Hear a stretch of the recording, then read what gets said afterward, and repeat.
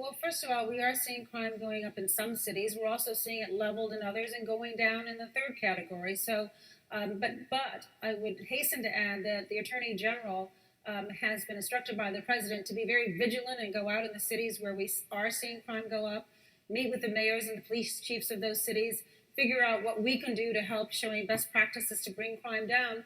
But the reason why we have so much support from law enforcement for criminal justice reform, and the president was just speaking to the International Association of the Chiefs of Police in Chicago a couple of weeks ago, and they fully support it, and they believe that if we have meaningful reform, it will actually make our streets safer.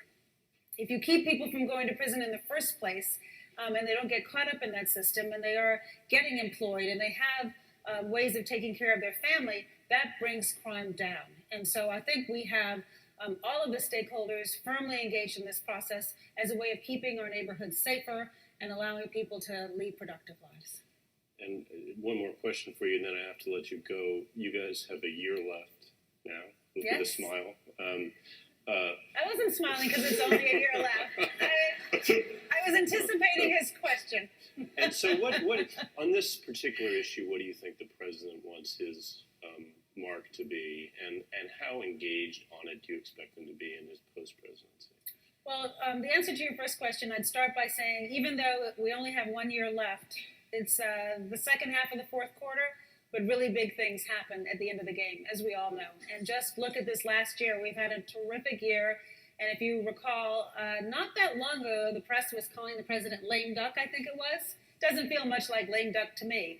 And so he has decided that building again on the momentum since day one, that he really wants to focus on criminal justice reform writ large, the community, the system itself, and then what can we do, beginning with the announcement he made last week that at the federal level he has a policy now to ban the box for federal employees, and we're calling on Congress to pass legislation that would require the same for federal contractors. So there's still a lot of work that we can do in the legislative, federal legislation, state legislation, our effort that comes out of the 21st Century Police report that was recommended to the president, where we're building on strengthening the relationship between the police and the communities that they are there to serve and protect. So I think, as I said, we have an enormous amount of momentum, and everybody in this room can help.